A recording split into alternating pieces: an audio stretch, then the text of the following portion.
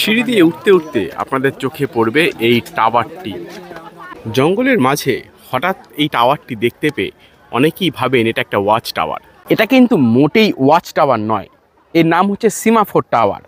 এর একটা অদ্ভুত গল্প রয়েছে। 1791 সাল নাগাদ এক ফ্রেঞ্চ ভদ্রলোক, তার নাম ক্লাউড চ্যাপেল, এই সিমাফোর সিস্টেম আবিষ্কার করেন। এটা অ্যাকচুয়ালি একটা অপটিক্যাল টেলিগ্রাফ সিস্টেম। আমরা টেলিগ্রাম অনেকেই জানি, টেলিগ্রাফের পোস্ট আমরা অনেকেই দেখেছি যে আজকে বন্ধ, আজকে আর ব্যবহার হয় না। তারও আগে এই সিমাফোর সিস্টেমের মাধ্যমে খবর আদান প্রদান করা যেত বহু দূর থেকে বহু দূর পর্যন্ত। এই টাওয়ারটি কলকাতার ফোর্ট উইলিয়াম থেকে উত্তরপ্রদেশের চুনার ফোর্ট পর্যন্ত খবর দেওয়া নেওয়ার কাজে ব্যবহার করা হতো। মাত্র 50 মিনিটে সেই সময় কলকাতার ফোর্ট উইলিয়াম থেকে উত্তরপ্রদেশের চুনার ফোর্টে খবর পৌঁছে দেওয়া যেত। ভারতবর্ষে ইংরেজরা এই সিমাফোর সিস্টেম ইন্ট্রোডিউস করে এই 1810 থেকে 16 সাল নাগাদ, এবং সেটা চলে 1840 সাল নাগাদ।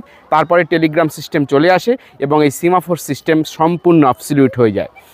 পশ্চিমবঙ্গের বিভিন্ন জায়গায়, বিহারের বিভিন্ন জায়গায়, আমাদের এই পাশেই দুর্গাপুরে খয়রাশোল বা ছাতনা, এই সমস্ত জায়গায় এই সিমাফোর টাওয়ার আপনারা দেখতে পাবেন।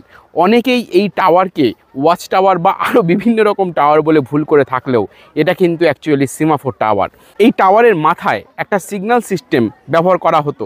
সেই সিস্টেমটা অনেকটা কাঠের প্যাডেলের মতন দেখতে। এরপর থেকে এই ধরনের টাওয়ারকে কেউ দয়া করে প্লিজ কোনো ওয়াচ টাওয়ার বলে মানুষকে বলবেন না। এটা একেবারেই ওয়াচ টাওয়ার নয়, কোনো রাজা এর ওপর থেকে নজর রাখতো না। এটা সিমাফোর সিস্টেমের একটা টাওয়ার, যে সিমাফোর সিস্টেম খবর আদান প্রদানের প্রক্রিয়াকে তুমুল বদলে দিয়েছিল।